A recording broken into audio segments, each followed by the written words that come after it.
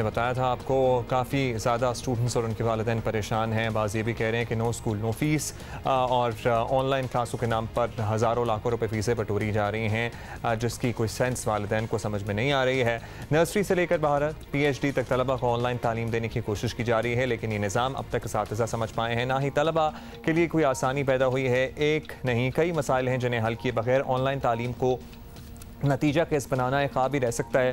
سب سے بڑا مسئلہ تو طلبہ کی انٹرنیٹ تک رسائی کا ہے, پاکستان جیسے ممالک میں اسپیشلی. اس کے بعد انٹرنیٹ کی رفتار کا مسئلہ آ جاتا ہے, ڈیٹا کے پیکیجز کا مسئلہ آ جاتا ہے. یہ دونوں چیزیں موجود ہوں تو لوڈ شیڈنگ کا کام خراب کر دیتی ہے.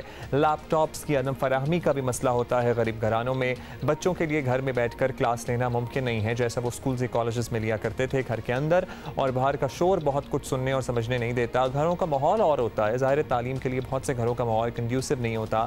بعض لوگ ہم بچپن سے سنتے آئے ہیں کہ جن کے گھر میں سہولت نہیں ہوتی تھی لائبریری میں بیٹھ کے گھنٹوں پڑھا کرتے تھے اور تعلیم پیپرز دیا کرتے تھے. طلبہ سے زیادہ مسئلہ اساتذہ کے ساتھ ہیں جنہیں ٹیکنالوجی کے اس حد تک استعمال کی عادت نہیں ہے.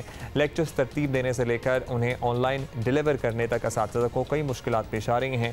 وفاقی اور صوبائی حکومتوں نے احکامات تو جاری کر دیے لیکن یہ نہیں سوچا کہ یہ طریقہ کتنا قابل عمل ہے, خاص طور پر پاکستان میں جہاں انٹرنیٹ کا معیار دنیا کے بیشتر ترقی پذیر ممالک سے بھی کم ہے.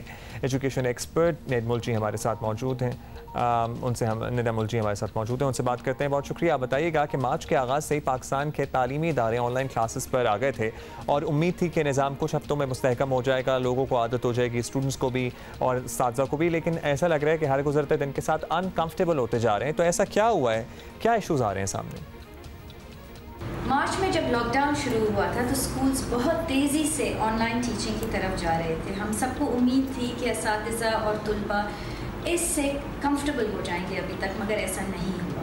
اور وہ اس لیے نہیں ہوا کیونکہ at the centre of this learning are the demands of technology.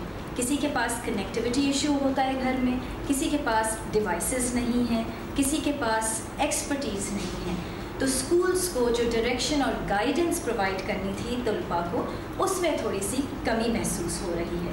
اس کے بارے میں کیا کیا جا سکتا ہے؟ طلباء اکثر اساتذہ کی طرف دیکھتے ہیں یہ گائیڈنس اور یہ ہیلپ کے لیے, اور اساتذہ جو ہیں وہ ان کو تھوڑی سی ٹریننگ کی ضرورت ہے. اس میں الگ الگ پلیٹ فارمز ٹرائی کرنے میں تھوڑا سا وقت لگتا ہے. یوٹیوب ویڈیوز اگر واچ کریں ٹیوٹوریلز کے, اگر ورک شیٹس بنائیں, اگر ریسرچ کریں on how other universities and schools are doing it, اس سے بہت فرق پڑے گا. سرکاری مدد سے بھی ہمیں کافی فرق پڑے گا اگر اسکولس کو تھوڑی بہت بینڈ وڈتھ کی مدد مل جائے. اسکولس ابھی تک فیس چارج کر رہے ہیں پیرنٹس سے, وہ فیس اگر وہ یوز کر لیں ٹیکنالوجیکل انویسٹمنٹ میں, ٹیبلٹس پرووائڈ کرنے کے لیے اسٹوڈنٹس کو یا پورٹیبل وائی فائی پرووائڈ کرنے کے لیے, یہ سارے سلیوشنز ہیں جن سے تھوڑی سی مشکلات کا سامنا. ندا, آپ نے اچھی بات کی ہے کہ اتنی فیس وصول کی جا رہی ہے جو ہائی اینڈ اسکولز ہیں ان کی طرف سے, ان کی ذمہ داری بنتی ہے کہ اب ان کا انفراسٹرکچر پہ تو ظاہر ہے کوئی پیسہ لگ نہیں رہا, نہ ان کو بجلی کے بل دینے ہیں نہ کچھ اور, وہ ٹیبلٹس پرووائڈ کر سکتے ہیں, اسٹوڈنٹس کو خود فیسیلیٹیٹ کر سکتے ہیں. ندا, یہ بتائے گا کہ کتنے ایسے مسائل ہیں جو طلباء کے اینڈ پر ہیں اور انہیں کس طرح کی سہولیات مل جائیں تو یہ کام آسان ہو سکتا ہے, کیونکہ کیا سرکاری سطح پر لیپ ٹاپس دیے جانے کا سلسلہ ایک بار پھر شروع کیا جائے تو اس سے فرق پڑے گا, جس کو بڑا تنقید کا نشانہ بنایا جاتا تھا ایک زمانے میں؟ آن لائن کلاسز کی کامیابی میں پیرنٹس کا بہت اہم کردار ہوتا ہے.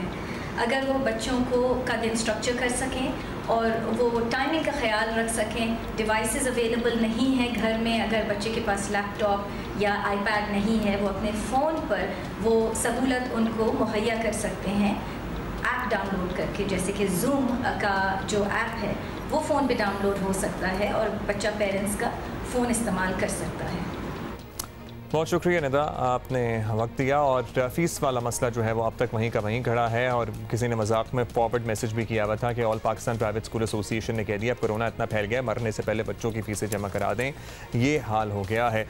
تو اتنی فیسیں جو لی جا رہی ہیں, یا تو ان کا استعمال کیا جائے اس طرح سے کہ لوگوں کو خود, بچوں کو خود ٹیکنالوجیکل اسسٹنس دی جائے, ان کو ٹیبز یا لیپ ٹاپس دیے جائیں, یا پھر فیس میں کچھ کمی کریں. خدارا, لوگوں کے کاروبار نہیں چل رہے ہیں, لوگوں کی نوکریوں اور تنخواہوں کے مسئلے ہیں, اتنی فیس نہ وصول کریں.